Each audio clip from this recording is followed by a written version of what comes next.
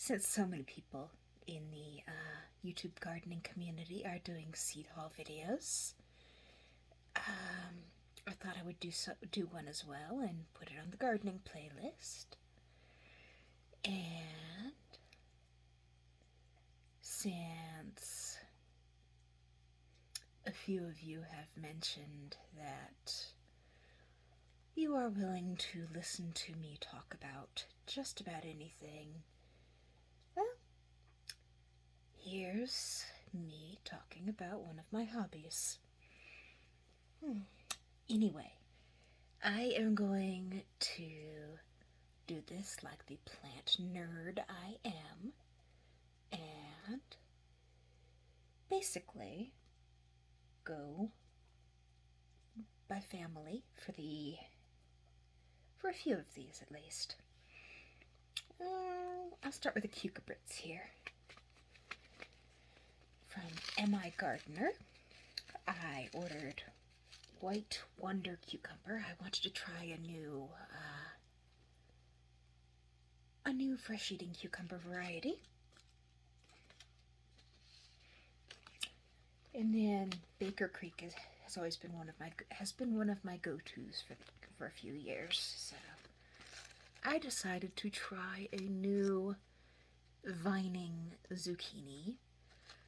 I am probably going to have to companion plant this with a trap crop like Blue Hubbard squash, because this is Cucurbita pepo, and it is prone to vine borers if it does not have a Cucurbita maxima planted nearby. I live in an area of the country with multiple species of vine borers. So this is Odessa squash, which is a vining zucchini.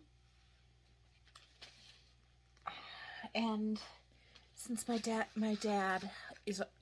always requests that I grow fat zucchini so he can have the option of stuffing them or letting them get huge and grating them for stuff like spaghetti sauce. But yeah, so I do take requests from family members and neighbors when I'm planning my garden. This is one I have been dying to try. It is basically a pumpkin-shaped butternut squash.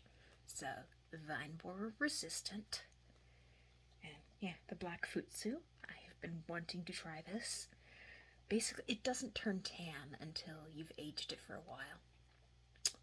So yeah, that's one of those exciting things that, yeah, it looks like a weird pumpkin, but it's actually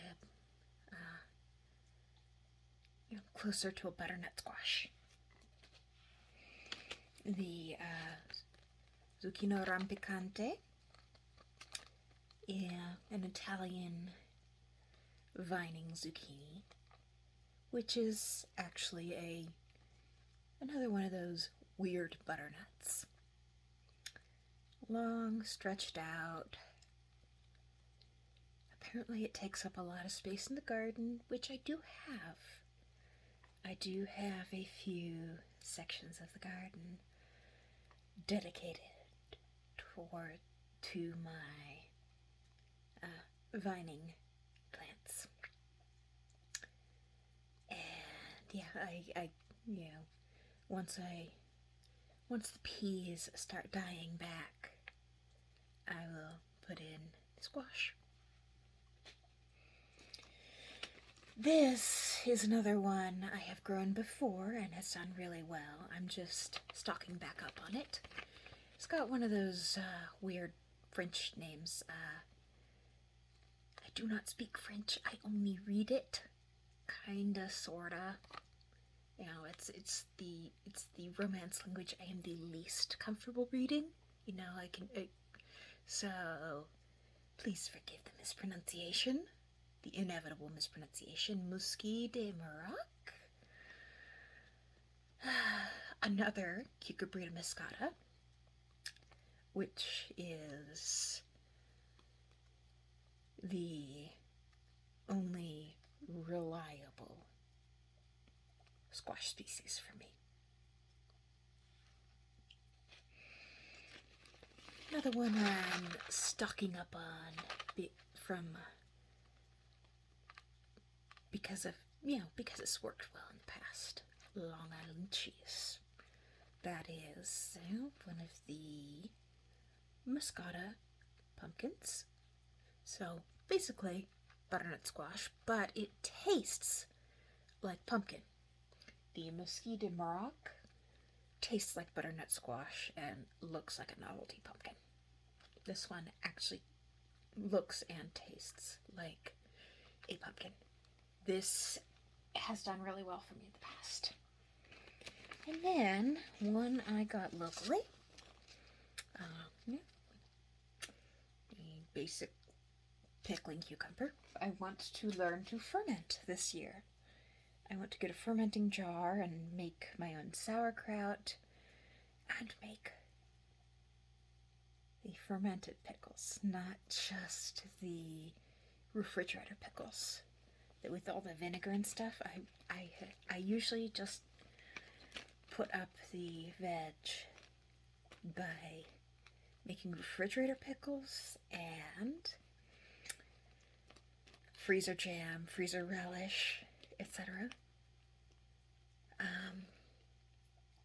But I want to learn to make fermented stuff like sauerkraut and fermented pickles. Yeah. Seminole pumpkins. That is another one I've been wanting to try. I heard they take over your garden in a good way. Yeah.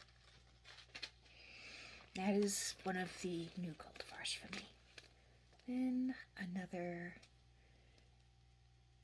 cucumber that I got locally, the Straight 8. It is just your basic slicer.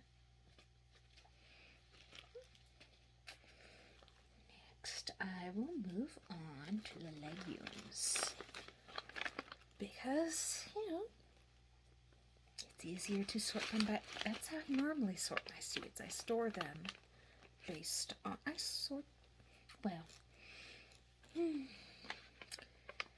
I do sort the greens and I do sort greens, root vegetables, flowers, etc. together. But some crops, it's just easier to sort by family. This is one of my go-tos. It is one of the most gorgeous plants. One of the most gorgeous plants you can put in a few weeks before frost. A few weeks before last frost. Gorgeous. Light green vines. It does produce significant amounts of tendrils, so if you want to make fancy salads, that's good. It has the most gorgeous purple flowers, attracts hummingbirds. I mean, have you ever seen a hummingbird pollinate your pea patch on a pea patch? Have you ever seen a hummingbird flying around a pea patch? It's incredible. Yeah, it provides early food for the hummingbirds that like to nest in the backyard. So, yeah. And then the pods are a bright chartreuse. It's a beautiful plant. And then another really gorgeous pea. This one's a snap pea. Pine Tree Gardens was the third company I ordered from this year. I placed the orders from Pine Tree, Baker Creek, and M.I. Gardner. But the spring blush is another really pretty one with the purple flowers to give the hummingbirds some early food. And it has the two-tone pods, the green with mauve highlights. And then the sugar magnolia peas, another one of my favorites. Dark bluish purple pods. They do not keep their color when you cook them though. So, if you want a stir-fry pea, it's good for telling when they're just barely done. Because, like with other purple vegetables, it's a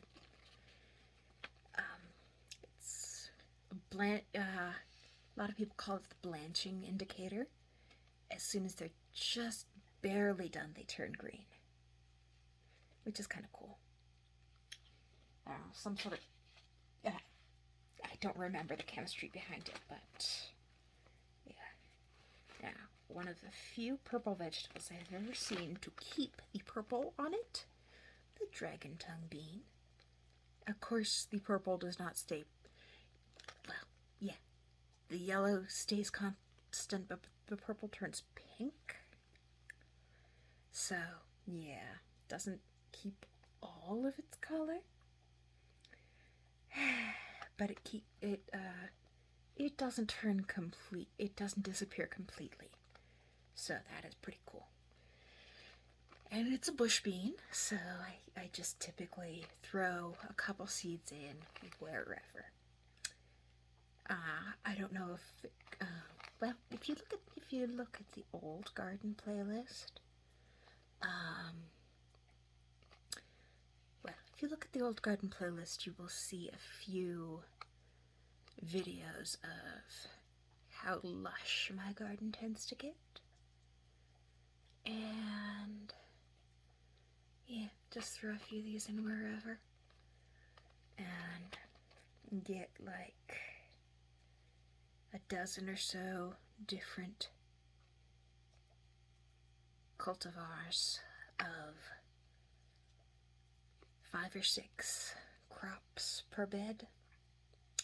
Like I will grow root veg and beans and tomatoes and salad greens, sunflowers, all that sort of stuff all together. It's a lot of fun. Looks like a jungle. Just your basic snap pea, white flowered, so won't do anything for the pollinators, but most legumes are semi-parthenocarpic, so they produce better when they're pollinated, but you can get a little bit off of them if you don't have good pollinator activity.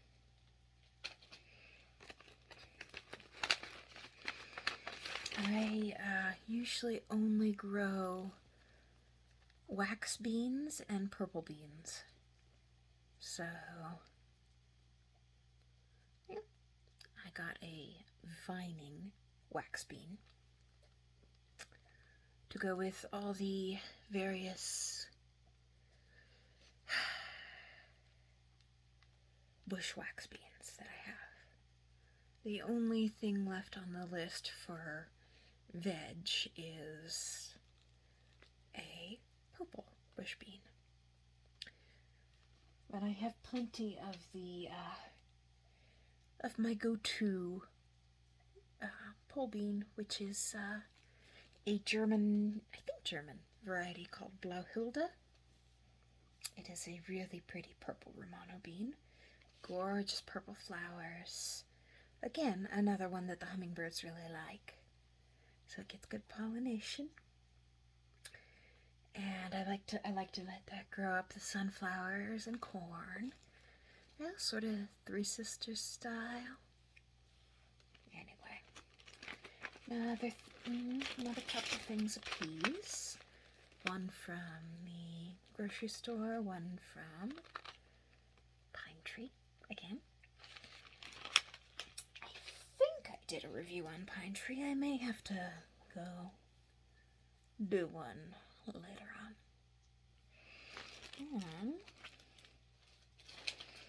And,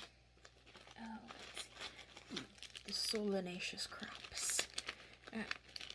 For those, the ones I haven't, the only ones I haven't opened are the backup packets that I got of a few of my favorite cultivars. Ananas Noir, aka Black Pineapple. Really cool tie-dyed slicer. Principe Borghese, a drying tomato. Cute little mini Romas that are designed to make sun-dried, well, bred to make sun-dried tomatoes out of. White cheese yellow. That and the Ananas Noir were requests from my mother. Yeah, Mom loves a good slicing tomato.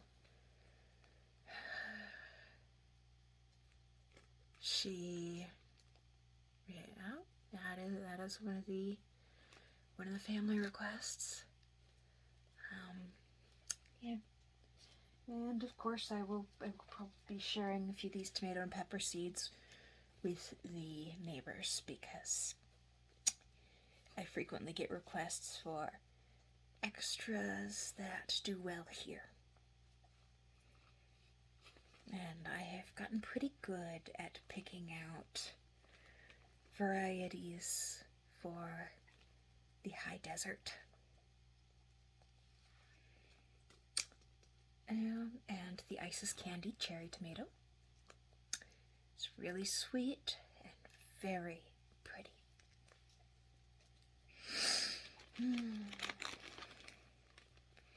And this one was a freebie. I already started it.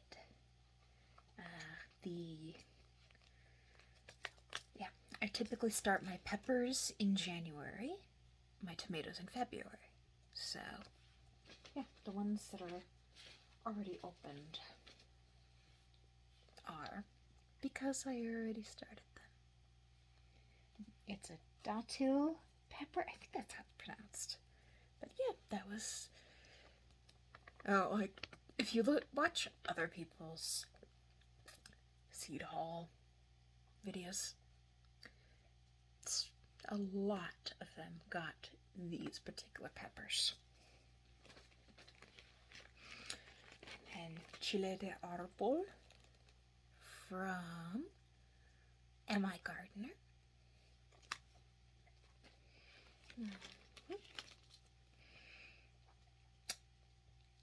Long purple eggplant, M.I. Gardner. I haven't started the eggplant yet because it is such a heat lover that it'll take a ridiculously long time to germinate. Even in the sunniest window in the house, I don't have my heat mat currently set up, so that will be a problem. I will not be starting the eggplants until I set up a heat mat.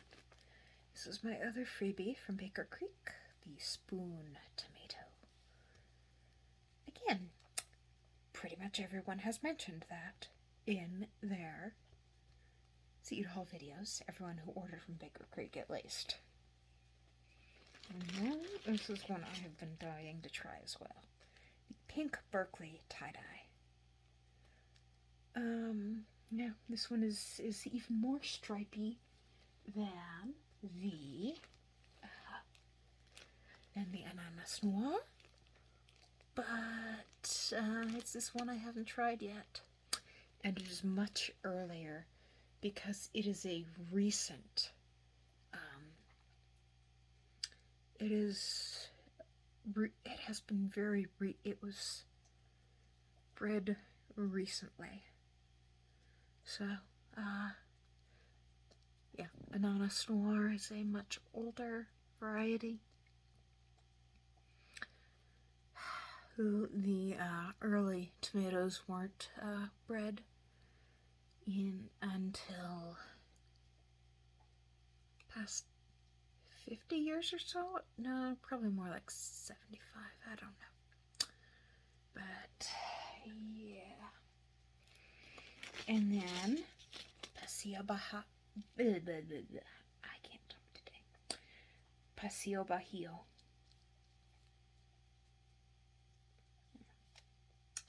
Which is, a medium chili. There are a lot of, I am trialing peppers this year. And I will make a video with all of the things I'm growing in each of the categories later. And it would appear that I am getting low on time. My camera doesn't have that much space on it. I may need to delete a few of my saved items before I film the next installment of this. Anyway, I hope all of you are doing well. Have an amazing day. I hope you are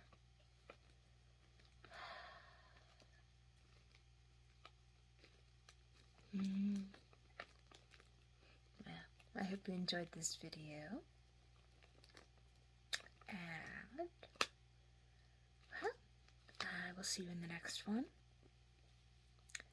This it looks like it's gonna have to be a 2 or even a 3-parter, because apparently I have too many items saved on my camera, and gonna have to break this up.